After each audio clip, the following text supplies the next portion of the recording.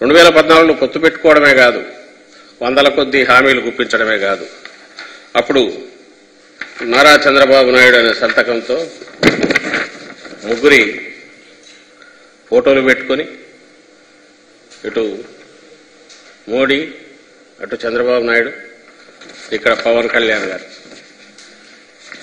సరే, ఎన్టీఆర్ ఆయనంటే ఎన్నికల సమయంలో అక్కడ పక్కన దుమ్ము దులిపి తీసి పెట్టుకుంటాడు, మళ్ళీ అయిపోగానే పక్కన పెట్టేస్తాడు ఈయనకు అవసరమైనప్పుడు.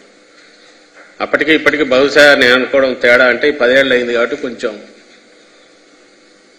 వయసు పెరిగింది, గడ్డాలు వచ్చింటాయి, ఇంకొంచెం నెరిసింటాయి, డిఫరెంట్ కాస్త ఫోటోల్లో తేడా కనపడుతుందేమో అని మిగిలిందంతా సేమ్ వాళ్లే. కింద చంద్రబాబు నాయుడు, నారా చంద్రబాబు నాయుడు సంతకం.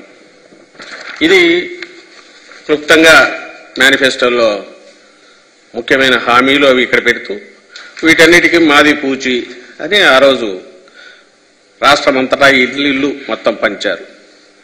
దాంట్లో 4-5 చూస్తే ఇవి కాక 600 హామీలు ఇచ్చినట్టున్నాడు మేనిఫెస్టోలో. లేకపోతే అదైతే ఇప్పుడు దొరకట్లే. ఇదేమంటే అప్పుడే తీసి పెట్టుకున్నాం కాబట్టి ఆ తర్వాత డిలీట్ చేసేశారు మేనిఫెస్టో. ఇందులో రైతు రుణమాఫీ ఉంది, డ్వాక్రా రుణాల రద్దు ఉంది, ఆడబిడ్డ పుట్టగానే 25,000 రూపాయలు వేస్తామని ఉంది, జాబు కావాలంటే బాబు రావాలనే దాంతో ఉద్యోగం వచ్చే వరకు నెలకు 2,000 రూపాయలు నిరుద్యోగులకు ఇస్తామని ఉంది, అర్హులందరికీ 3 సెంట్ల స్థలంలో ఉచితంగా పక్కా ఇళ్లు కట్టిస్తామని ఉంది.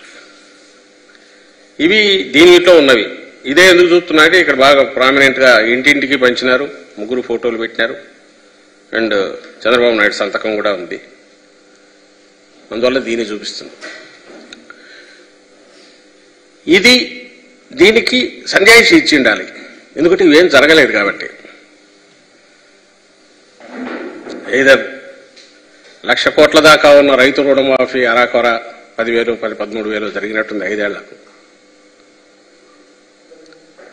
మీ బంగారం కూడా ఇళ్లకు తెప్పిస్తానన్న దాంట్లో అంతా కలిపితే 1,00,000 కోట్ల పైన ఉంది.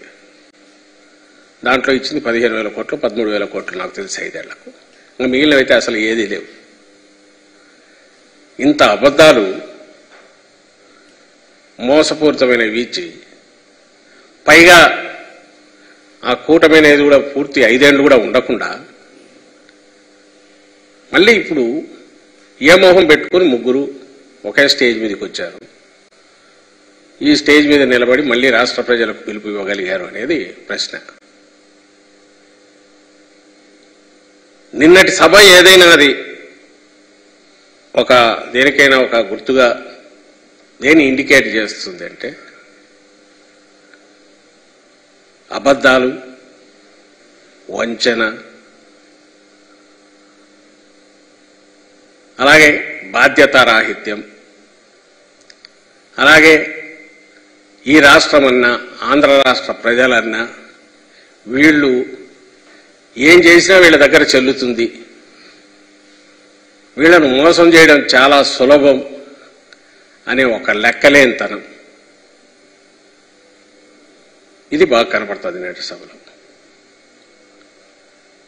నిజంగానే మామూలు మనమైనా ఎవరైనా ఇది మనకు ప్రామిస్ చేసి ఆ తర్వాత చేయలేకపోతే నెక్స్ట్ కనపడి మళ్ళీ ఏదన్నా అడగాలనుకున్నప్పుడు ఆ రోజు చేసినప్పుడు చేయలేదు కదా అని అడుగుతాం.